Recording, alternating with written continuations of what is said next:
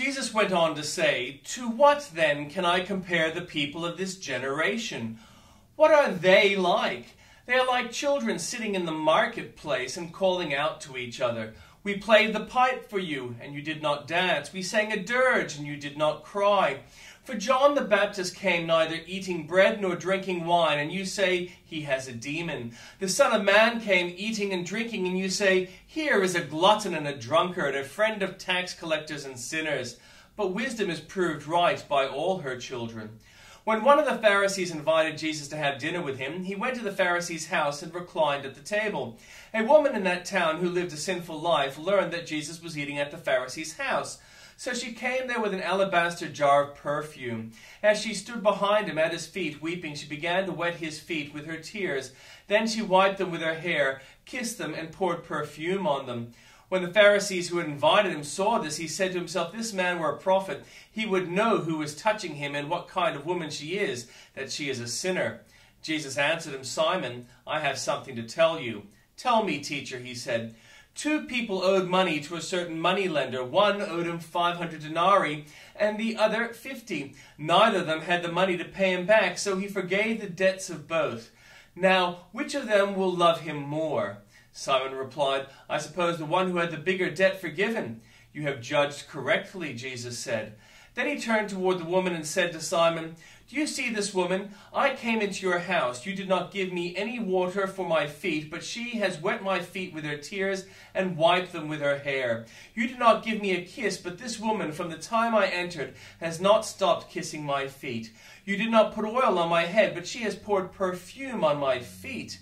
Therefore I tell you, her many sins have been forgiven, as her great love has shown. But whoever has been forgiven little loves little."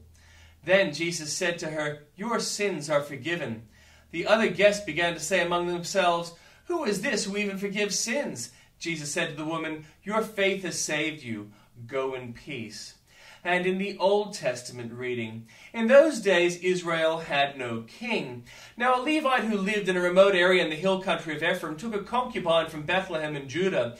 But she was unfaithful to him. She left him and went back to her parents' home in Bethlehem. Judah, after she had been there 4 months, her husband went to her to persuade her to return. He had with him his servant and 2 donkeys. She took him into her parents' home, and when her father saw him, he gladly welcomed him. His father-in-law, the woman's father, prevailed on him to stay. So he remained with him 3 days, eating and drinking and sleeping there. On the 4th day they got up early, and he prepared to leave. But the woman's father said to his son-in-law, "Refresh yourself with something to eat. Then you can go." So the 2 of them sat down to eat and drink together. Afterward, the woman's father said, "Please stay tonight and enjoy yourself." And when the man got up to go, his father-in-law persuaded him, so he stayed there that night. On the morning of the 5th day, when he rose to go, the woman's father said, "Refresh yourself, wait till afternoon." So the 2 of them ate together.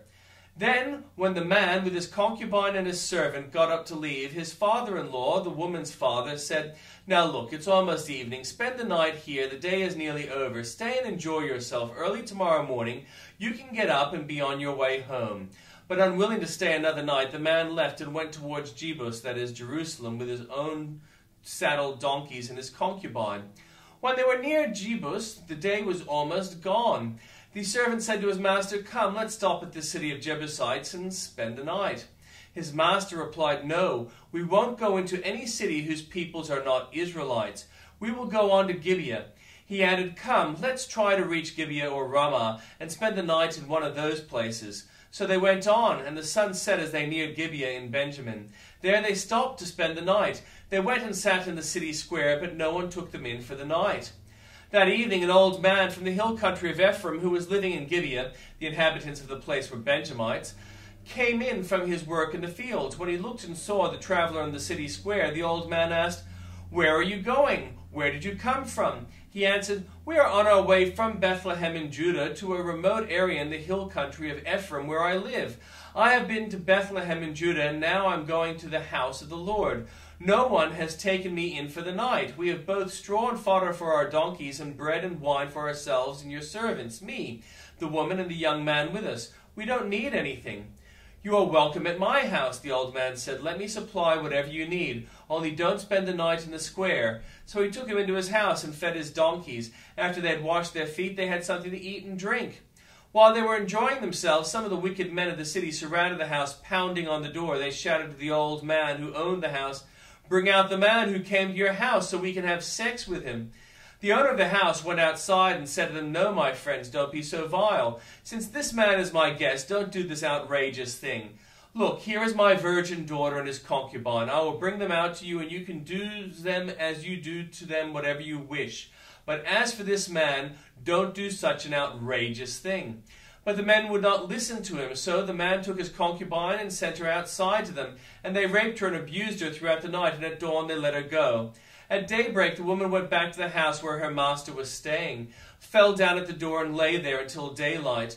When her master got up in the morning and opened the door of the house and stepped out to continue on his way, there lay his concubine, fallen in the doorway of the house, with her hands on the threshold. He said to her, "Get up, let's go." But there was no answer. Then the man put her on his donkey and set out for home. When he reached home, he took a knife and cut up his concubine, limb by limb, into 12 parts, and sent them into all the areas of Israel. Everyone who saw it was saying to one another, "Such a thing has never been seen or done, not since the days the Israelites came out of Egypt. Just imagine, we must do something, so speak up." Then all Israel from Dan to Beersheba and from the land of Gilead came together as one of the assembled before the Lord in Mizpah. The leaders of the people of the tribes of Israel took their places in the assembly of the God's people, 400,000 men armed with swords. The Benjamites heard that the Israelites had gone up to Mizpah. Then the Israelites said, "Tell us how this awful thing happened." So the Levite, the husband of the murdered woman, said, "I and my concubine came to Gibeah in Benjamin to spend the night. During the night the men of Gibeah came after me and surrounded the house, intending to kill me. They raped my concubine and she died. I took my concubine, cut her into pieces, and sent one piece to each region of Israel's inheritance, because they committed this lewd and outrageous act in Israel. Now all you Israelites, speak up and tell me what you have decided to do." All the men rose together as one, saying, "None of us will go home. Not one of us will return to his house. But now this is what we will do to Gibeah. We'll go up against it in the order decided by casting lots. We'll take 10 men out of every 100 from all the tribes of Israel, and 100 from 1,000, and 1,000 from 10,000 to get provisions for the army. And then, when the army arrives at Gibeah and Benjamin, it can give them what they deserve for this outrageous act done in Israel." So all the Israelites got together and united as one against the city. The tribes of Israel sent messengers throughout the tribes of Benjamin, saying, "What about this awful crime that was committed among you? Now turn those wicked men of Gibeah over to us, so that we may put them to death and purge the evil from Israel." But the Benjamites would not listen to their fellow Israelites. From their towns they came together at Gibeah to fight against the Israelites. At once the Benjamites mobilized 26,000 swordsmen from their towns, in addition to 700 able-bodied men from those living in Gibeah. Among all these soldiers were 700 select troops who were left-handed, each of whom would sling a stone at a hare and not miss. Israel, apart from Benjamin, mustered 400,000 swordsmen, all of them fit for battle. The Israelites went up to Bethel and inquired of God. They said, "Who of us is to go up first against the Benjamites?" The Lord replied, "Judah shall go first."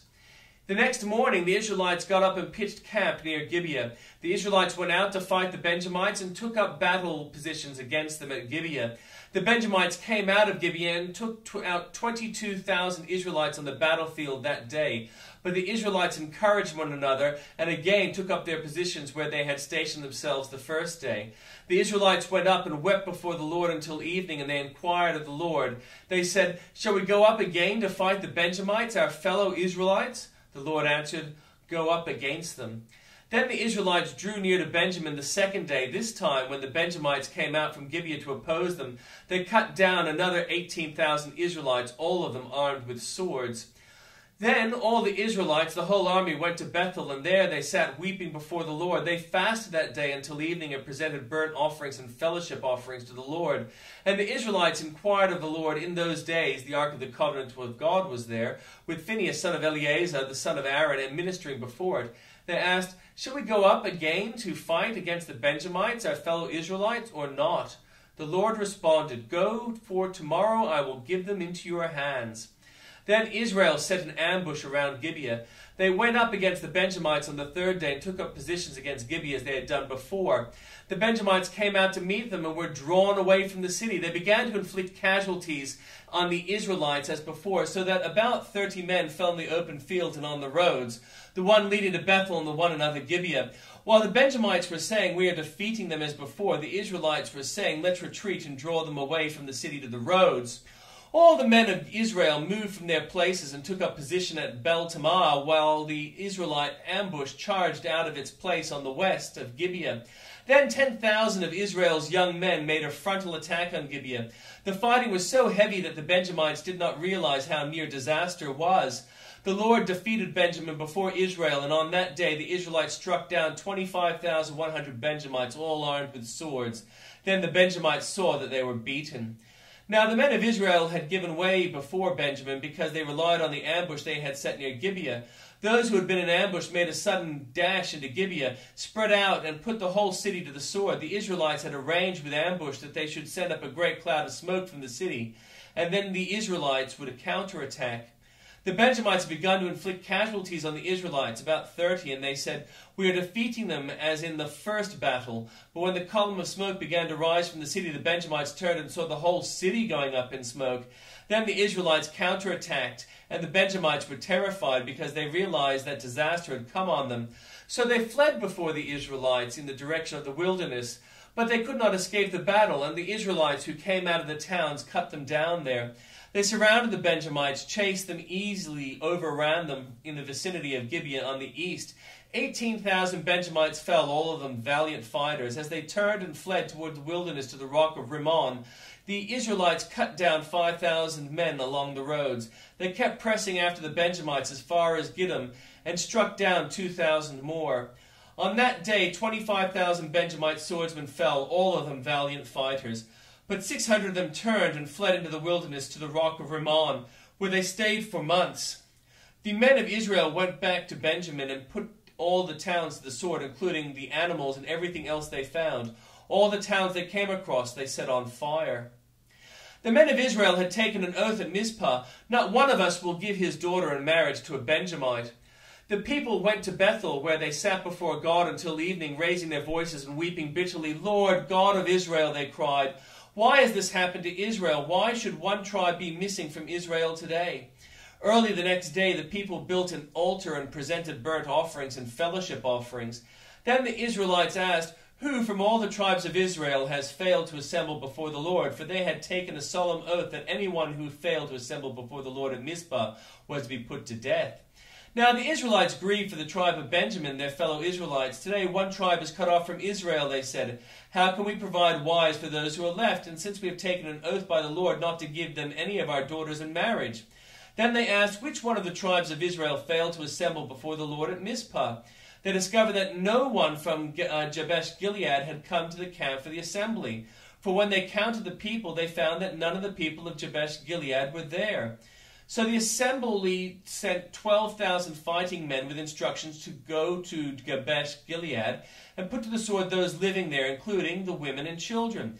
"This is what you are to do," they said. "Kill every male and every woman who is not a virgin." They found among the people living in Jabesh Gilead 400 young women who had never slept with a man, and they took them to the camp at Shiloh in Canaan. Then the whole assembly sent an offer of peace to the Benjamites at the rock of Rimmon. So Benjamites returned at that time and were given the women of Jabesh Gilead who had been spared, but there were not enough for all of them. The people grieved for Benjamin because the Lord had made a gap in the tribes of Israel. And the elders of the assembly said, "With the women of Benjamin destroyed, how shall we provide wives for the men who are left? The Benjamite survivors must have their heirs," they said, "so that a tribe of Israel will not be wiped out. But we can't give them our daughters as wives, since we Israelites have taken this oath. Cursed be anyone who gives a wife to Benjamite. But look, there is the annual festival of the Lord in Shiloh, which lies north of Bethel, east of the road that goes from Bethel to Shechem, and south of Lebanon." So they instructed the Benjamites, saying, "Go and hide in the vineyards and watch. When the young women of Shiloh come out to join the dancing, rush from the vineyards, and each of you seize one of them to be your wife. Then return to the land of Benjamin. When their fathers or brothers complain to us, we will say to them, do us the favor of helping them because we did not get them wives for them during the war. You will not be guilty of breaking your oath because you did not give your daughters to them. So that is what the Benjamites did. While the young women were dancing, each man caught one and carried her off to be his wife. Then they returned to their inheritance and rebuilt the towns and settled in them. At that time the Israelites left that place and went home to their tribes and clans, each to his own inheritance. In those days Israel had no king. Everyone did as they saw fit.